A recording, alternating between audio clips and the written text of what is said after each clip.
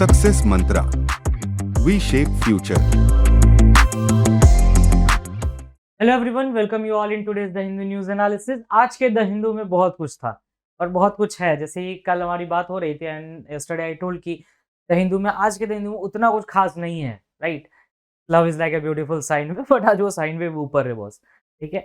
तो आज के द हिंदू में काफी कुछ है। कुछ ऐसे टॉपिक्स है जो आपके आने वाले 1-2 दिन के लिए रहेंगे, जैसे ताइप एर्दोगन, जो टर्की में प्रेसिडेंशियल इलेक्शन चल रहा है, उसके बारे में फाइनली बात करेंगे, क्योंकि ये 2 हफ्ते के लिए आगे शेड्यूल हो चुका है। फिर टाई ब्रेकर था, किसी का कोई डिसीजन ही नहीं आ पाया, तो डिसीजन नहीं आने यहाँ पर दूसरा राउंड होगा इलेक्शन का, राइट। तो उसमें देखेंगे क्या होता है, जब वो न्यूज में आएगा तो उसको भी कवर अप करेंगे। बट हाँ, तत्कालीन प्रभाव से आप इसको देखिए और किस तरीके से लिंक होगा ये टॉपिक, उसमें भी हम देखने की कोशिश करेंगे, क्योंकि इसमें लिंक मल्टीपल टॉपिक्स लिंक्ड है, right. Resurgent Erdogan paints vote as the victory rival remains hopeful on sexual harassment in the work place. Guess करो ये टॉपिक किससे रिलेटेड होगा। जैसे लास्ट ईयर क्लैट ने पूछा था, last year what CLAT have asked कि फीफा से रिलेटेड टॉपिक था वो, फीफा से रिलेटेड, बट फीफा का कोई क्वेश्चन नहीं था उसमें। There was no question of FIFA, बस उसमें आसपास की चीजें थी। एटलीस्ट फीफा में LGBTQ+ के लिए जो बातें थी, स्पोर्ट्स कोर्ट के बारे में बात हुई, स्पोर्ट्स अथॉरिटी के बारे में बात हुई। यहाँ पर भी वही है, sports authority of India Sai, उससे रिलेटेड बातें हैं यहाँ पर। जो ब्रिज साहब हैं उनसे रिलेटेड बातें हैं, और sexual harassment at work place के रिलेटेड बातें हैं। और इसमें जो एथलीट्स जो दिल्ली में धरना दे रहे हैं, उनसे रिलेटेड एस्पेक्ट्स है कि कैसे ये रिलेट कर सकते हो आप लॉ से। Now government doctors told to prescribe only generic drugs. आज 2 टॉपिक्स है गवर्नमेंट डॉक्टर से रिलेटेड, और पहले लिंक्ड हो चुका है। एक तो केरला से आ रहा है और एक राजस्थान से आ रहा है। Next is what are the gaps in the AEPS Aadhaar enabled payment system transaction है, ये इसका पूरा नाम AEPS, Aadhaar enabled payment system, right. And the last topic is for us is defence ministry IDEX reaches milestone. तो ये IDEX क्या है, ये डेफ एक्सपो से रिलेट करता है। मोदी जी का प्रोजेक्ट है def expo, defence expo, right. ये लखनऊ में भी हो चुका है, गुजरात में भी हो चुका है। इस बारे में बातें अपन करेंगे। चलिए, तो टर्की में देखने से पहले हमें ये देखना होगा कि एग्जैक्टली टर्की कहाँ पर है। आसपास की ज्योग्राफी जो हम हमेशा से करते आए हैं, whenever we read about any country, हम पहले उसकी ज्योग्राफी को मेजर करते हैं कि क्या चीजें है और नहीं है आसपास में, राइट। चलो, ये रही टर्की, ठीक है। टर्की की कैपिटल अंकारा, ये मैंने बहुत बार बताया है, पहले क्लासेस में ही बात होती रहती है। बच्चे बोलते हैं इस्तांबुल, अरे इस्तांबुल नहीं है, वो कैपिटल चेंज हो गया। और ये जो रीजन है, इसी रीजन में आया था टर्की में अर्थक्वेक, नॉर्थ एनाटोलियन प्लेट का भी है मेरे पास, टेंशन नहीं ले। ये ब्लैक सी है, इधर जाओगे तो तुम्हें यूक्रेन मिलेगा, ठीक है। और ब्लैक सी रिलेटेड एक डील हुई थी लास्ट ईयर, जिसका नाम था ब्लैक सी ग्रेन डील। ये हुई थी रशिया और यूक्रेन के बीच में, और इस डील को करवाया था टर्की ने। बस थोड़ा सा शांत रहना, एक एक एस्पेक्ट लिंक करके तुम्हें दे देंगे, राइट। उसके बाद कुछ नहीं बचेगा पढ़ने के लिए एक्स्ट्रा। टर्की का इसमें आगे देखें तो टर्की के नीचे देखोगे तो ये मेडिटेरेनियन सी है, और यहाँ पर जाओगे तो अफ्रीका वाला reason, right.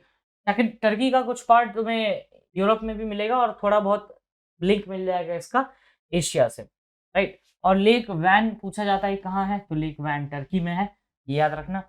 Tigris river Turkey में है, तो ये चीज भी इसमें याद रखनी है। उसके बाद देखे तो टर्की बस इतना सफिशियंट है इसमें देखना। सी ऑफ मरमरा है, ये ब्लैक सी है, नीचे मेडिटेरेनियन सी है, बस इससे ज्यादा और कुछ इसमें देखने लायक अभी नहीं है फिलहाल, राइट। तो अब देखते हैं आगे।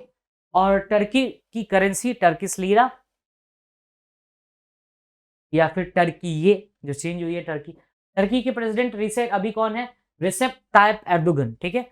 ये टफेस्ट इलेक्शन चल रहा है टर्की में अभी, और अभी कोई क्लियर नहीं हुआ है ना। इनके जो ओपोनेंट है कैमेल क्लिक डारगोलू, इनका डारोग्लू, इनका भी कुछ नहीं निकला है रिजल्ट, ना ही ताइप एर्दोगन का निकला है, तो इट्स अ टाई, राइट। अभी देखना है कि नेक्स्ट टाइम जब होगा उसमें क्या चीज मिलेगी, ये सेकेंड राउंड में। 69 ईयर ओल्ड लीडर हैं ये, और ये प्रेसिडेंशियल बैलेट के लिए हैं। अच्छा, टर्की में कोई प्राइम मिनिस्टर पोस्ट नहीं, 2018 में टर्की ने प्राइम मिनिस्टर के पोस्ट को एबोलिश कर दिया था, ठीक है। ताइप एर्दोगन बात करें तो ये 12th एंड करंट प्रेसिडेंट है टर्की के, 2014 से ये प्रेसिडेंट है टर्की में। इन्होंने पहले टर्की के प्राइम मिनिस्टर के पोस्ट के लिए भी ये थे, और 2003 से 14 तक टर्की के प्राइम मिनिस्टर थे, और 14 के बाद से ये प्रेसिडेंट थे, और 18 में प्राइम मिनिस्टर की पोस्ट एबॉलिश कर दी गई थी। इस्तांबुल के मेयर भी रह चुके हैं 1994 1998, तो बहुत पुराना हिस्ट्री है इनका। जब हम पॉलिटिक्स की बात करें तो he was prime minister from 2003 to 14, ठीक है। उसके बाद 14 से अभी तक ही इज अ प्रेसिडेंट। 1994 से 98 तक he was a mayor in Istanbul, right. चलिए नेक्स्ट देखते हैं, इनकी पार्टी का नाम है जस्टिस एंड डेवलपमेंट पार्टी, जो 2001 में इन्होंने ही फाउंड की थी, justice and development party. President of Turkey, officially ये प्राइम मिनिस्टर की पोस्ट को एबॉलिश कर दिया गया था हेड ऑफ गवर्नमेंट इन 2018 और 1920 में ये पोस्ट स्टार्ट हुई थी prime minister. Final holder of the prime minister post was Binali Yildirim, right, Binali Yildirim. Currency is Turkish lira. Constitution of Turkey 1982 में, अभी जो करंट कॉन्स्टिट्यूशन है वो 1982 का कॉन्स्टिट्यूशन फॉलो होता है। फर्स्ट कॉन्स्टिट्यूशन टर्की का ऑटोमन एम्पायर ने अडॉप्ट किया था 1876 में, जिसको 1908 में रिवाइज किया गया। उसके बाद 4 डिफरेंट कॉन्स्टिट्यूशनल डेवलपमेंट्स हुए टर्की में, एक 21 में हुआ, एक 24 में हुआ, एक 61 में हुआ, और करंट वाला जो कॉन्स्टिट्यूशन है वो 1982 का कॉन्स्टिट्यूशन है। तो 5 कॉन्स्टिट्यूशन हो गए, 4 मत गिनना। एक तो पहले 1909 वाला ऑटोमन एम्पायर वाला, उसके बाद 1921, 1924, 61 एंड नाउ 82, राइट। चलिए अभी रिसेंटली टर्की में अर्थक्वेक भी आया था 7.8 मैग्नीट्यूड का, और अर्थक्वेक मेजर किया जाता है मूवमेंट मैग्नीट्यूड स्केल से। अर्थक्वेक रिसेंटली अफगानिस्तान में भी आया था, और अफगानिस्तान के साथ इंडिया शॉर्टेस्ट बॉर्डर शेयर करता है। और टर्की में जो अर्थक्वेक हुआ उसके अगेंस्ट जो मदद हम लोगों ने दी, का ऑपरेशन का नाम था ऑपरेशन दोस्त। नाउ टेल मी, आप लोग मुझे कमेंट सेक्शन में एक बात बताना कि अभी सूडान क्राइसिस में जो वी आर हेल्पिंग सूडान या फिर वहाँ के ट्राइबल्स को, वहाँ के लोगों को वी आर हेल्पिंग, तो उसमें कौन सा ऑपरेशन इंडिया चला रहा है, राइट। अब स्ट्रॉन्गेस्ट अर्थक्वेक था टर्की का, इससे पहले 1939 में इसी तरह का अर्थक्वेक फील किया गया था, राइट। 1939 का अर्थक्वेक जो है उसे कहते हैं एर्जिनकान अर्थक्वेक, राइट। वो एक्सट्रीमली डेंजर था, एर्जिनकान प्लेन पे हुआ था और रिवर वैली थी केलकित की। अभी जो है नॉर्थ एनाटोलियन फॉल्ट पे ये अर्थक्वेक आया है, जो अपर पार्ट है टर्की का वो वाला। एनाटोलियन प्लेट्स याद रखना। These are the earthquake waves, जैसे body waves, P waves, S waves, right. P waves ये फर्स्ट अराइव होते हैं सरफेस पे, S waves arrive at surface with some time lag, ठीक है। उसके बाद आते हैं love waves and then is Rayleigh waves, ठीक है। आर वेव्स जिसे बोलते हैं, ये ग्राउंड सेक और एलिप्टिकल पैटर्न रहता है इनका, एक बार देख लेना, क्लियर होगा। If you have any doubt just mention कर। अर्थक्वेक इन इंडिया बताए तो इंडिया एक हाईली अर्थक्वेक जोन है। इंडिया में 2, 3, 4 एंड 5 सेस्मिक जोन्स है। देयर आर 5 सेस्मिक जोन्स, जिसमें सेस्मिक जोन 1 इंडिया में नहीं है, 2, 3, 4, 5 इंडिया में है, राइट। चलो एपिसेंटर अगर इसकी बात करें तो वो टर्किश सिटी में थी, नोरदागी में, राइट, नोरदागी। और 18 किलोमीटर का डेप्थ था ईस्ट एनाटोलियन फॉल्ट से रिलेटेड, और North Anatolian plate 26 kilometre east of the Turkey city of Nurdagi. Now on sexual harassment in workplace, तो prevention of sexual harassment and workplace की India का originally ये law जो है वो judiciary के कारण आया, राइट। 1991-92 में एक रेप केस के बाद 1997 में विशाखा गाइडलाइंस बनाई गई। उसके बाद prevention of sexual harassment at work place की बात हो गई, जिसमें सेक्सुअली कलर्ड रिमार्क्स, पोर्नोग्राफी, इन सब चीजों को कवर अप किया गया। चलो देखते हैं क्या बातें हैं। Supreme Court in its recent judgment भी सुप्रीम कोर्ट ने बोला जो इंटरनल कंप्लेंट कमिटी है जो बनाई जाती है सेक्सुअल हैरासमेंट के लिए, उसमें 16 out of 30 national sports federation and not constituted ICC. National sports federations जो होते हैं स्टेट्स के या सेंटर के, उन फेडरेशन की ड्यूटी है कि आप इंटरनल कंप्लेंट कमिटी बनाओगे, और ये हर एक ऑफिसेज में भी होता है। You have to make an internal complaint committee जहां पर एप्लीकेशंस दिए जाएगा कि sir I have been sexually harassed, और ये सब चीजें मेंशन करनी जरूरी है whenever it comes to the office. Internal complaint committee याद रखना, one of the concern of the act does not satisfy the address accountability, not who is in charge of ensuring the workplace comply with the act and who can be responsible, के बारे में बात ये act नहीं करता है। 1992 भनवरी देवी का rape case था। उसके बाद भनवरी देवी, a social worker with the women's development project in Rajasthan, was gang raped by a five men after she tried to prevent the marriage of a 1-year-old girl थी। उसको बचाने के चक्कर में कि शादी ना हो उसकी, she was raped, and उसके बाद 1997 में सुप्रीम कोर्ट ने गाइडलाइंस इशू किए डायरेक्ट, ताकि इसको प्रोटेक्शन दी सके sexual harassment at work place, और इस गाइडलाइंस का नाम है विशाखा गाइडलाइंस। ये चीज याद रखना। चलो नेक्स्ट देखेंगे after this the protection of women, ये एक बिल पास किया गया कृष्णा तीरथ के थ्रू 2007 और 2013 में फाइनली अमेंड करके sexual harassment of women at workplace prevention and prohibition redressal act 2013 आया, राइट। तीरथ जी का नाम याद रखना है। 2007 में उन्होंने फाइनली प्रपोज किया, टेबल किया अमेंडमेंट, और कोर्ट ने गाइडलाइंस बनाई on the basis of article 15, जिसमें किसी भी तरह से डिस्क्रिमिनेशन प्रोहिबिटेड है on the religion, race, caste, sex and place of birth के ग्राउंड्स पे। उसके बाद इंटरनेशनल कन्वेंशंस भी हैं, जनरल रिकमेंडेशन है सीडो का। सीडो की फुल फॉर्म अगर देखो तो convention on elimination of any forms of discrimination against women, जिसको इंडिया ने 1993 में रेटिफाई किया। इसी टाइम का पीरियड था 1992 में जब नेशनल कमीशन फॉर वुमेन बन के आया, राइट। बताना नेशनल वुमेन्स कमीशन की हेड कौन है अभी, राइट। तो इसके लिए आपको एक लास्ट लिंक मैं यहाँ पे छोड़ रहा हूँ, national commission for women. Next है what are the gaps in the AEPS transaction. AEPS is basically Aadhaar enabled payment system. अगर फुल फॉर्म जाने, ये एक बैंक लेड मॉडल है जो कि ऑनलाइन फाइनेंशियल ट्रांजैक्शन को अलाउ करता है point of scale device and micro ATMs के through of any bank using Aadhaar authentication. अब आधार ऑथेंटिकेट करवा के you can just withdraw the money, ये बात ये करता है। अभी रिसेंट इंसिडेंट हुआ ही है ट्विटर पे, उसी बारे में है ये। तो cyber criminals are now using silicon thumbs to operate biometric POS devices and biometric ATMs to drain users bank account. Silicon biometric devices use किए जा रहे हैं जिसके थ्रू आप रिजेंबल करा सकोगे किसी का भी बायोमेट्रिक्स, एंड बायोमेट्रिक क्लियर है मतलब आधार क्लियर है और आधार पेमेंट सिस्टम है, तो आराम से पैसा विड्रॉ हो जाएगा। Users are advised to ensure they lock their Aadhaar information by visiting the UIDAI website. तो यूजर्स को कहा जा रहा है कि आप आधार ऑथेंटिकेशन लॉक करिए पहले तो, राइट। जैसे पेटीएम कैसे होता है लॉक कर लेते हो, वैसे ही आधार वाला जो है आप यूआईडीएआई पे जाके उसको लॉक करिए। यह अलाउ करता है कस्टमर को फाइनेंशियल ट्रांजैक्शन कैरी करने using the biometric authentication and Aadhaar number. ये दो चीजें you can withdraw the money. Aadhaar क्या होता है? It is a 12 digit unique identification number. Aadhaar case भी याद होगा, KS Puttaswamy versus Union of India. और आधार का जो केस है वो राइट टू प्राइवेसी का भी केस है, क्योंकि केस ही चला था, इसलिए हम कहते हैं आधार केस। आधार आया था 2016 एक्ट से, क्योंकि ये मनी बिल के जैसा पास हुआ था। It was not an ordinary bill. अब AEPS remove the need for an OTP इसमें खत्म हो जाता है, क्योंकि बायोमेट्रिक्स की बात हो जाती है, ठीक है। और वो बैंक से जब अकाउंट लिंक होता है तो it don't need any kind of OTP. It allows fund transfer only the bank name, Aadhaar number and fingerprint. तो सिलिकॉन फिंगरप्रिंट यूज करके आधार नंबर तो वैसे ही मिल जाता है, देन इट इज डन। अब इनपुट्स रिक्वायर्ड है, बाहर बाकी कुछ नहीं करना है, कैश डिपॉजिट वगैरह भीम आधार पे सबसे आप निकाल सकते हो। आधार एक्ट 2016 में आया था। यूआईडीए यूनिक आइडेंटिफिकेशन ऑथेंटिकेशन, ये जो नंबर है उसके सीईओ हैं श्री सौरभ गर्ग जी। 2010 में इसके लोगो को लॉन्च किया था नंदन नीलकनी ने। यूआईडीए प्राइमा फेसाई 2009 में बना था, राइट। ये बात याद रखना। Now government is prescribing doctors to use the generic medicine. ये जेनेरिक मेडिसिन होती क्या है?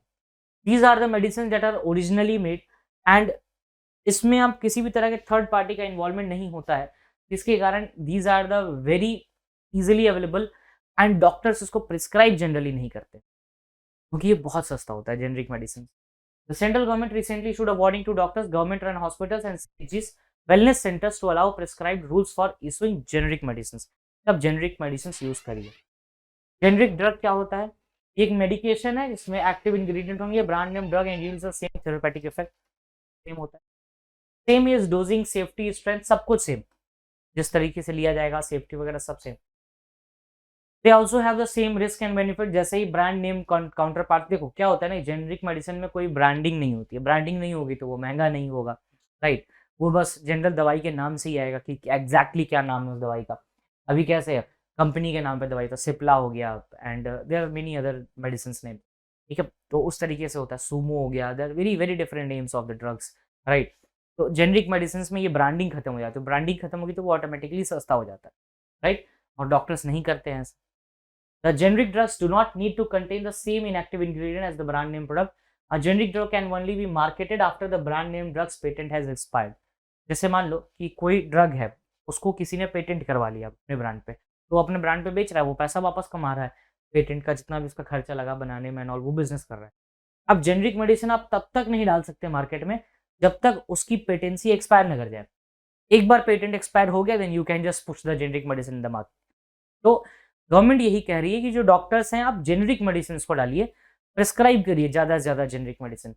Generic medicine are you must less expensive than the brand name of drugs, now defence minister IDX reach milestone. अब क्या है, innovation for defence excellence, ये another milestone पहुंचा def space यानी डिफेंस स्पेस में। It is the flagship initiative of ministry of defence की initiative है, 2018 में स्टार्ट हुआ था।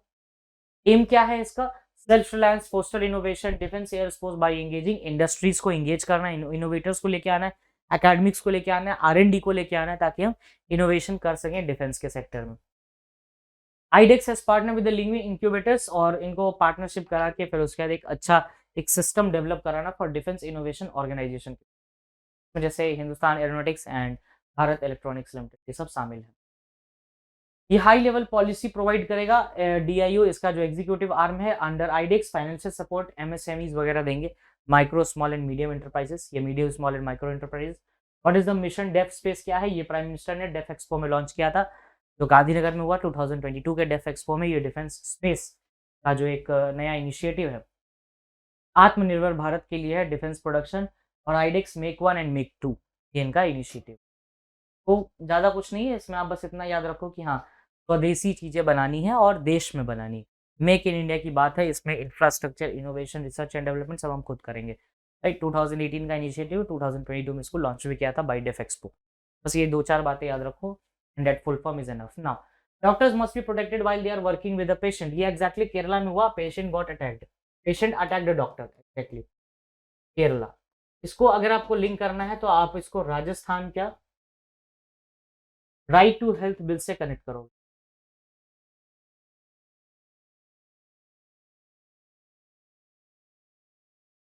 इसको आप राइट टू हेल्थ बिल से कनेक्ट करोगे, राइट टू हेल्थ, राइट। उसके बाद डेथ बाय मेथनॉल, ये तमिलनाडु में है भाई, इसको एक बार देखना। Next is court record impacts for the right of the accused, एक बार देखना कि क्या है, बेल से रिलेटेड बातें हैं, and in the upcoming times we shall be dealing with this topic also, क्योंकि लीगल हो रहा है बहुत ज्यादा, लीगल वाले टॉपिक को भी देखना जरूरी है, DU वगैरह में पूछ दिया जाता है question. And today I have some set of questions जो कि DU में कभी कभार पूछ दिए जाते हैं, चलो देखते हैं। Karnataka director general of police Praveen Sood set to replace the director of the CBI, क्या नाम है एक CBI के डायरेक्टर का, ये आप मुझे बताइए। ये 3 दिन से ये टॉपिक मैंने भी करवाया है। Janshakti collective power by top artist at the National Gallery for the Modern Art, 100 episodes of Mann ki Baat है, इसका answer A. Anadolu is a state-run news agency based on which country? It is Turkey. Presidential election को cover कर रहा है ये। Which of the following generates the energy for cells? It is mitochondria, powerhouse of the cell. बचपन में बहुत पढ़ा था इसके बारे में। In chess, who become the India's 82nd grandmaster? ये मुझे आप बताएंगे, ये कभी कभार स्पोर्ट्स में पूछ दिए जाते हैं, CUET या हो गया या फिर DU हो गया, तो इसमें क्वेश्चंस आ जाते हैं। देयर आर हाई चांसेस की तरह क्वेश्चंस बने स्पोर्ट्स से, right. So and if you have any doubt in any topic, just mention the topic in the comment section. Please mention करो, आपका ये प्रॉफिट है। जो भी लग रहा है कि हाँ रिवाइज करना है या समझ में नहीं आ रहा, लिंक नहीं स्टैब्लिश हो पा रही है, just mention in the comment section. I'll surely try to address it. Thank you. That's all from my side.